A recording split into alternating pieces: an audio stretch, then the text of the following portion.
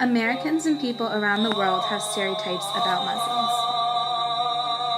A stereotype is a judgment based on the characteristics, real or imagined, of a group or a person that belongs to a specific group.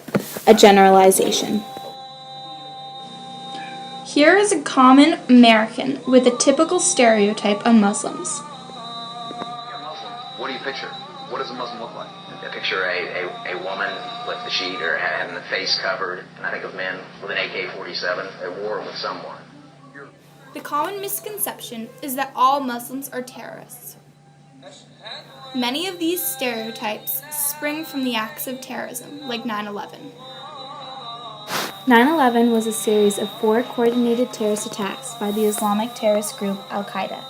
These attacks that took place in New York City and Washington, D.C., took the lives of around 3,000 people. Through this devastation, though, we have to remember that these acts were choreographed and put into action by 19 people. We cannot turn this act of terrorism into an act of intolerance for a religious faith. Terrorism does not have a religion. Due to acts of terrorism, many Americans have come to believe that not just the people who have committed these violent acts, but the religion itself is one of war and terror. The people who have committed these crimes, like 9/11, are extremists who operate under the words of Islam that they have twisted in their interpretation to mean something of hatred.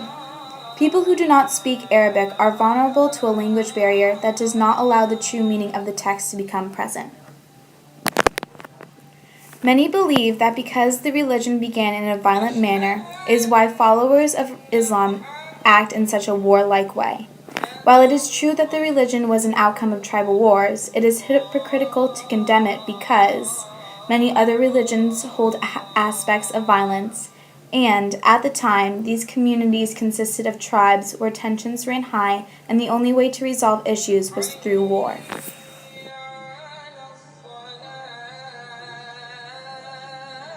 An Arab is a person who was born within the Middle East. There is a common misconception among Americans that all Muslims are Arab. When this is said to a non-Arab Muslim, it takes away their Islamic identity and the vastness that this universal religion holds. Muslim headscarves called the hijab and niqab are aspects of the Islam religion that are common victims to stereotypes. Many people believe that Muslim women are forced to wear the headscarves to conceal themselves from society. In actuality, hijabs and niqabs are worn only in the presence of men for modesty and protection. People also believe that all Muslim women wear headscarves. In the United States, 48% or half of Muslim women don't cover their hair. Not only does the stereotype discriminate against Muslim women, it also violates Muslim Americans' freedom of expression, which is the First Amendment right. This is Miss B, a student from Champlain College who has been working on her student internship for several months now. She shared with us that she is a practicing Muslim. We interviewed her to see and understand any of the possible effects of stereotypes that revolve around the Muslim faith. What was your life like growing up as a Muslim before 9/11? I was little when I came here, so it was fine. I didn't feel like I was being, segregated from any other groups, so it was good. What was your life like growing up as a Muslim after 9/11? After 9/11, it was a difficult time, and I was in elementary school, and every time that I would hear a comment about 9/11, it was more about, these were Muslims that did it. They were terrorists, Muslims, so terrorist for them was Muslims.